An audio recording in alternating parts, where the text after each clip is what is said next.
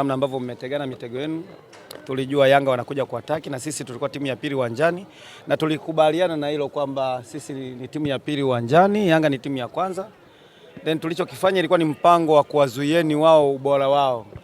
Sasa ukiangalia dakika 45 za kwanza tumejitahidi, tumezuia ule ubora wa Yanga na tulikuwa tumewatega. Huwezi kuona kama goalkeeper wetu alikuwa yuko kwenye pressure kubwa sana.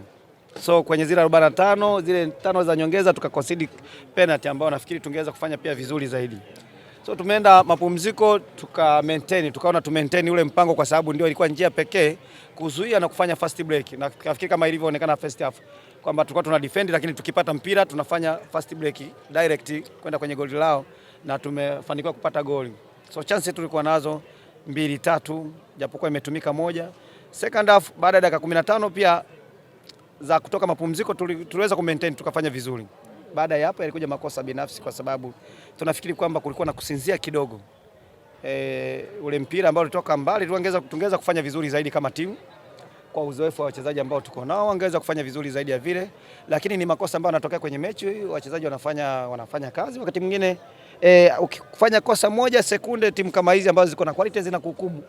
Kwa hiyo nafikiri tumefanya kosa lile ambalo maybe wachezaji wanaona kama tungeweza kufanya vizuri zaidi ya vile.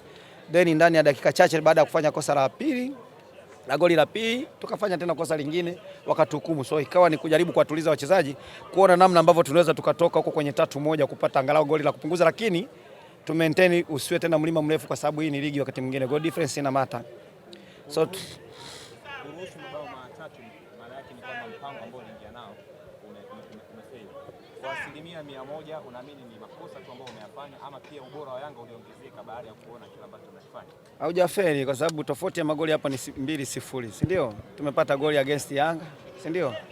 Last time hapa nafikiri mlishuhudia hapa kuna timu ilifungwa goli 6. So unawezaje kusema kwamba tumefeli sisi? Hapana, tumeplani. Unaweza kuona hizo goli mbili zimekuja within 5 minutes, si ndio? Dakika 5.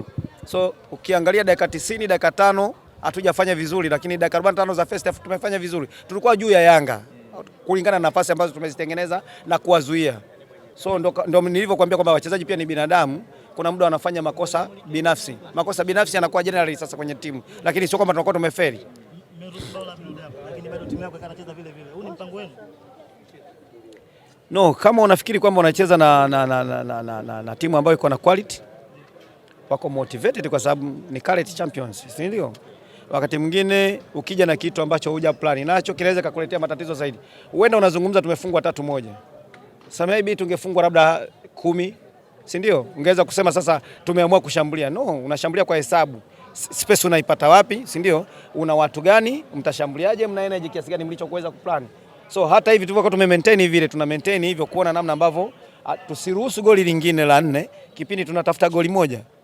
So tumeendelea kufanya hivyo kazi, lakini mwisho wa siku lazima tukubaliane kwamba wakati mwingine timu kama Yanga ni timu bora.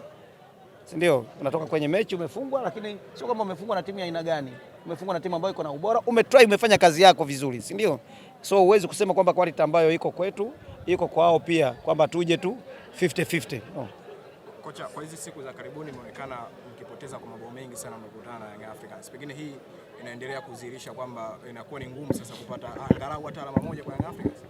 Siku za karibuni hatujacheza tena na Yanga zaidi ya hii mechi nyingine. Asante sana mwalimu.